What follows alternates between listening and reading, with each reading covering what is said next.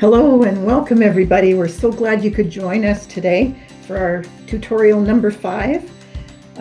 We have a very important topic to talk about today, one that's on everybody's mind in Canada and in Brazil and all over the world: returning children to school, face-to-face school. As Maple Bear families, you have been on a challenging journey throughout this pandemic. And to add to the challenge, COVID-19 has left you traveling without a map and without a definite arrival time. Unfortunately, we cannot provide certainties as to the end of this pandemic. Sorry. Yes, but what we can provide is some certainties about what Maple Bear schools will be doing to prepare for school reopening, whenever that may be for you. Our first purpose today is to tell you about our extensive preparations. Your Maple Bear school will be sharing specific details which will be tailored to your particular school and community. But we do want to reassure you that Maple Bear Global has been thorough, diligent, and proactive in readying schools and staff for a really smooth return to school. In fact, our second and most important purpose today is to enlist your help in achieving this transition in the very best way that we can. That is, collaboratively, and with the safety of the children at the forefront. We want you, our Maple Bear parents, to be confident that your children are going to be in a safe environment. And we want your children to share that confidence so that the return to school will be a joyful occasion. The Maple Bear school will be ready. The Maple Bear staff will be really excited to welcome your children. And with excellent preparations for the transition, the result is going to be happy reunions and renewed learning for the children. For weeks, Maple Bear Global and Maple Bear Central staff have been monitoring the crisis and seeking out the best ways to prepare for a safe return to school when the circumstances allow. The plan we have developed respects the most stringent government regulations and health and hygiene requirements, and our staff, from administration to teachers, teacher assistants, the cleaners and support staff, will be trained with the new protocols before schools open. Trainers from Canada and Brazil have been hired to conduct special training. Access to this expert guidance is a major advantage that Maple Bear has. Here's another Maple Bear advantage. Because Maple Bear Global has schools around the world, we've been able to draw upon the successes and, yes, the glitches in countries that have already passed through the lockdown phase and have already reopened their schools. This has helped us develop comprehensive procedures that respect the high standards you as Maple Bear parents have a right to expect for a safe return to Maple Bear schools. Your school will be ready. By giving you a brief overview of preparations by Maple Bear schools, we trust that you will agree that your school will be ready to support your children in returning to school when it is safe to do so. We want to reduce your stress levels. Our preparations have been formalized as protocol required of all Maple Bear schools. Here are some important points. Your school administrators will make decisions based on the most up-to-date recommendations and share with families the new requirements designed for safety. Parents will be informed well in advance about such things as staggered entry or a change in the number of hours in school or a possible shortened day to reduce crowding. Changes to parent drop-off and pickup, signing in, hand washing, and safe handoff of children to designated Maple Bear staff. There will be social distancing requirements for each of the different grade levels. Canceling or postponing special events that call for close contact or larger crowds. There will be enhanced health and safety standards in place, which include frequent hand washing for all staff and all students. The wearing of masks for all staff and all students, except for those under the age of 2. Infection prevention standards and a protocol for cases of suspected infection. Social distancing. Our larger class size, our lower student-teacher ratio makes it easier for us to social distance and make sure that those are maintained. Food prep and food service safety measures will be in place. Education and promotion of hygiene standards with posters and reminders in all areas of the school. In fact, there will be hygiene standards for every classroom as well, with a disinfection protocol for all areas and all equipment. Toys will be cleaned, as will all learning materials except books and paper. As well, teachers will refrain from using shared materials with kids. Your children will be given separate kits instead of normal shared center materials, for example. There will be extensive training of all staff before these transitions occur. Some training has already been prepared and includes online webinars, training videos, and guidelines to support teachers and coordinators. All of this regarding planning for the transition, and especially planning for the social emotional needs of your children as they transition back to school. Transitioning the learning from virtual learning to the regular classroom. Assessment, transitioning from virtual learning to the regular program. And of course, working with you, the parents. Canadian trainers have already begun to do workshops and to consult with the entire staff of each school. Trainers, coordinators, and teachers working together will conduct what's called a class review process to define the specific needs of each class. This will be followed by a detailed learning plan to bridge the learning gaps that exist and will be identified. You're probably wondering about how the learning time lost during the shutdown of schools will be addressed. Your school staff will be ready because of the training support Maple Bear will be providing. Canadian and Brazilian trainers will offer strategies to assist teachers to establish the most important outcomes and to determine how to teach and assess for effective compacted learning. Now, here's a little warning. Don't expect teachers to be piling on worksheets, textbook tasks, and a whole bunch of extra homework. Maybe you'll be relieved about that. But please don't do this at home either. It will just add to the stress, and it will actually slow down your child's readaptation to school. And it inhibits learning. It doesn't improve learning. Trust that your school staff have prepared excellent activities that will welcome your children, reassure your children, meet their social emotional needs, and get them happily re-engaged in learning important skills and concepts. Of course, it's premature to give details about specific Maple Bear schools, as the pandemic is still fluid, and each state and city and town has its own unique circumstances. Our advice for you is to maintain contact with your school and ask questions. Parents, you are going to be the key to successful transitioning of children back to school. This will have to be a team effort. The school staff will ensure that the facility is ready. The teachers who connect with your child regularly will be helping them with the transition. However, you are the person who knows your child best. And you have seen how they've reacted and adjusted to the restrictions, and you are in tune with their stress levels and any anxieties they may be experiencing. The fact is, there are important things that only parents can do to help children and the school community with a good transition. Let's start with a review of the parent guidelines developed by Maple Bear Global Schools. These are intended to assist you in preparing your child for his or her return to school. Keep communication and collaboration with the school and classroom teacher at the forefront to ensure a smooth transition. Ensure that your child participates in the virtual classroom as regularly as possible. Monitor what's going on and conference with your child's teacher as often as you can, especially if your child is experiencing academic or behavior problems. Reinforce to your children that it's great to be back at school and learning new things in a familiar and friendly place.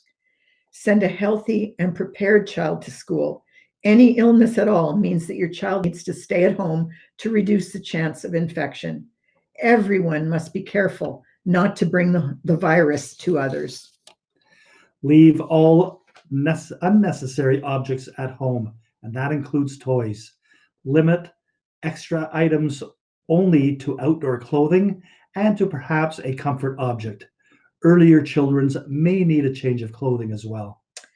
Please be available to pick up your child if he or she displays any symptoms of illness, and have a designate identified in case you're not available when the phone rings. Ensure your child brings a mask.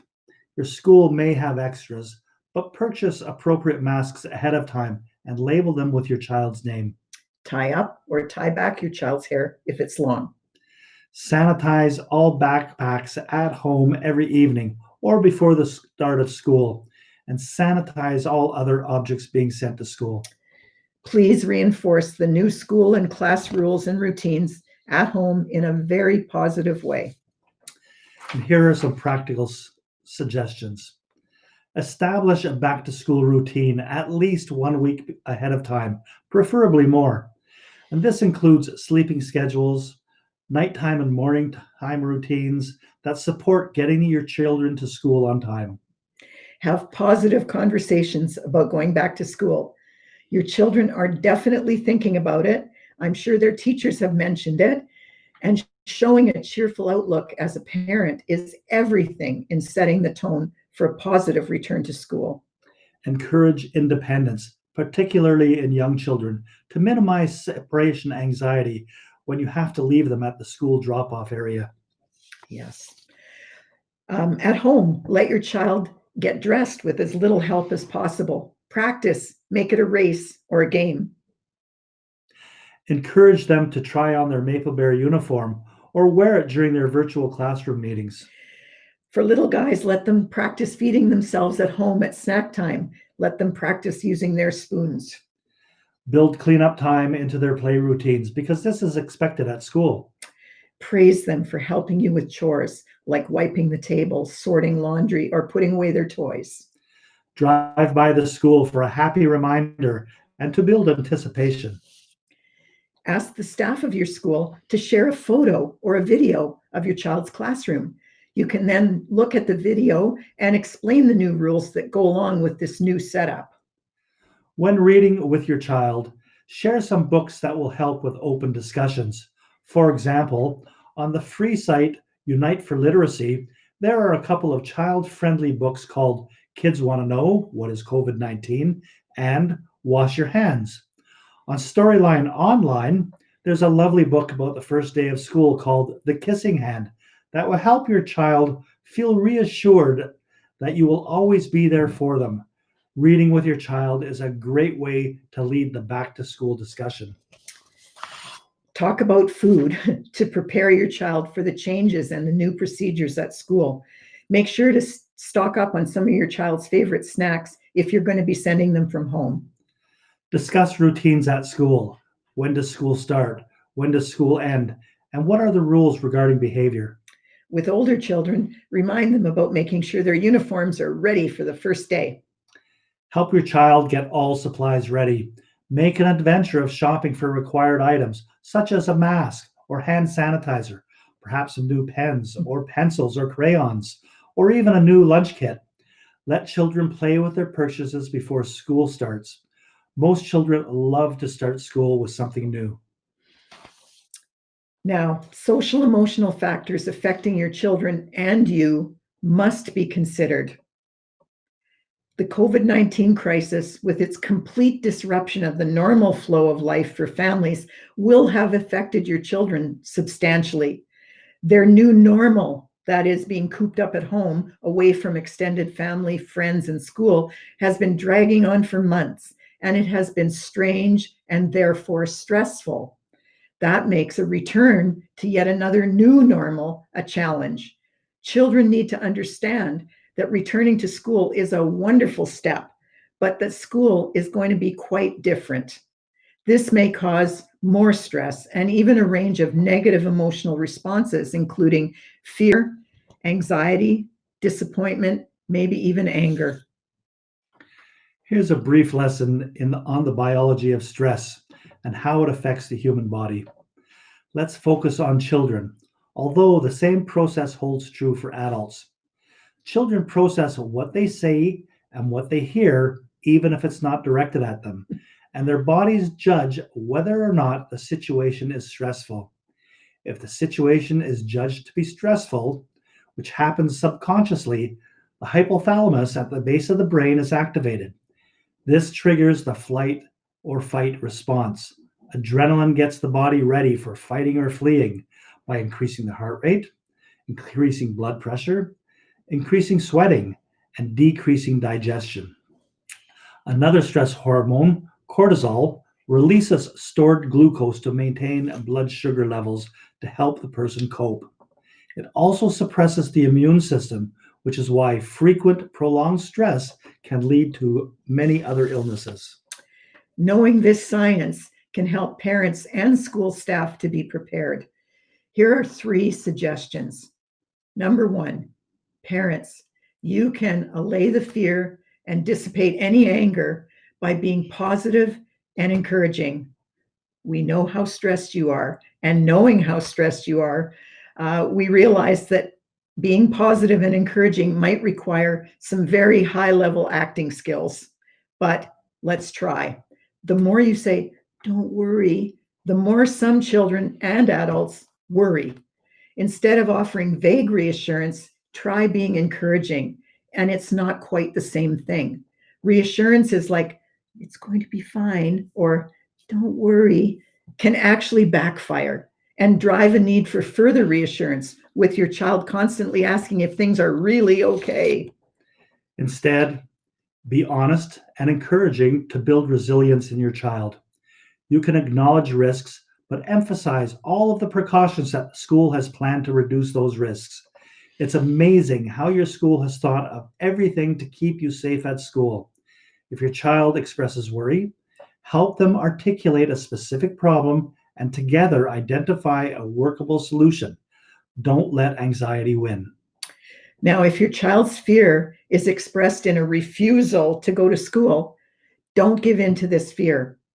If you do give in, you are actually confirming to your child that there's something to fear. And each day, it will get even harder to get your child to go to school. Instead, be encouraging and be firm. "I know you can do this, and so does your teacher. She can't wait to see you, and she will show you all the new safety procedures." It may take some effort to convince your very anxious child, but the more you do this, the more your child will realize they are capable of coping. Of course, you should praise them for showing courage in the face of fear.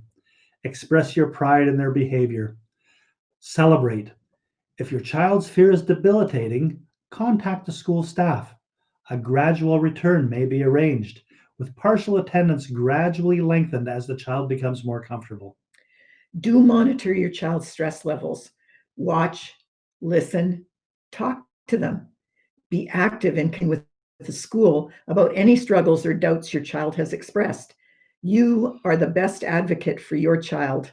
Be sure to ask what role you can take in supporting any of the school's efforts and plans. One other piece of advice, there will be some this advice is going to be important during the fluctuations of this pandemic. Be informed by facts, not rumors or gossip on what's up. Go to reliable sources and stay informed as to what's going on in your Maple Bear school, in your community, your state, and your country. Share age-appropriate information with your children. Equip them with facts. Model good coping behaviors for your child. Be calm, flexible, optimistic, honest, and as caring as you can be. Whether you are aware of it or not, you are and always will be your child's teacher. They have already learned so many things from you, including their home language, how to show love, what foods to eat, what dangers to avoid, good manners, and so much more. And because of COVID, you have now added homeschooling to your list of teachable subjects. You are always teaching your children by example. What you do, what you say, how you react to change, how you treat people is what they internalize. Now you need to be a positive role model to show your children how to handle fear, stress, and uncertainty. How you handle your fears, your own stress, and how you act throughout the day will certainly affect how your children see the world and how they themselves will react. You can definitely acknowledge your worries. That's natural. But instead of dwelling on them, focus on healthy coping strategies. Yep, I'm worried about my work meeting later today, but I'm going to go for a run to clear my head and then relax with a cold drink while I prepare my notes. Doing something like this will provide healthy guidance for your children, who will see that worrying is natural, but it can be alleviated in proactive ways. They will follow your example when faced with stressful situations. If you're angry, please model restraint. For example, my friend posted something really inappropriate on Instagram. I could have gotten her in trouble with her employer, but I knew she was just expressing frustration, so I decided to call her and help her remove the post instead. Anticipate what stressful new developments might occur and that would have an impact on your children, such as another school closure or a family member or a friend becoming ill with COVID-19. Try to find an honest yet developmentally appropriate warning. Don't minimize, but encourage and model the right attitude. Well, mommy and daddy have learned how to homeschool, so it'll be okay if we have to do it again for a while.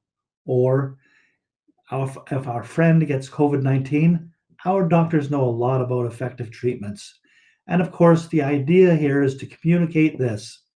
Let's take life one day at a time and find joy where we can instead of fretting about the things that we can't control.